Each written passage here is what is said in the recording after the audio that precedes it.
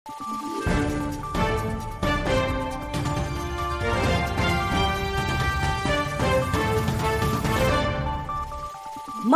araw, Pilipinas! Ito ang Valiente News hatid sa inyo ng Office of the Vice President. Sa tulong ng MTD program, mas napalago pa ng isa nating kababayan mula sa Tacloban City, Leyte ang kanyang puso o hanging rice business. Kilalanin natin siya sa ulat ni Maribeth Adlawan. Dahil sa sipag, tiyaga at sa tulong ng Magnegosyo Today program, napalago ni Nanay Paz Estabilio mula sa Tacloban City ang kanyang kabuhayan.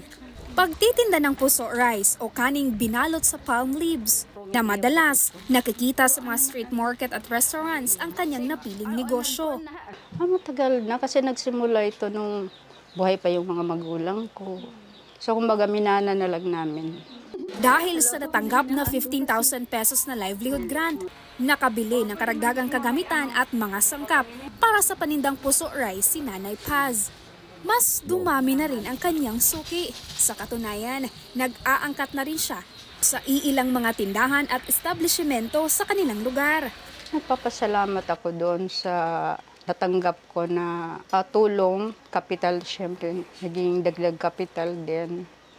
Ang Magnegosyo Today ay isa sa mga flagship program ng OVP sa ilalim ng pamumuno ni Vice President Inday Sara Duterte. Layunin ng programa na magbigay suporta sa mga maliliit na negosyanteng naglalayong mapalago ang kanilang mga sinimulang negosyo. Mula dito sa Tacloban City, ako si Maribeth Adlawan, lahat para sa Diyos, bayan at pamilyang Pilipino. Valiente News. Marami pang mga balita ang dapat abangan dito lamang sa Valiente News. Ako si Claudette Loreto para sa makabuluhan, naninindigan at matapang na mga ulat at impormasyon. Maraming salamat.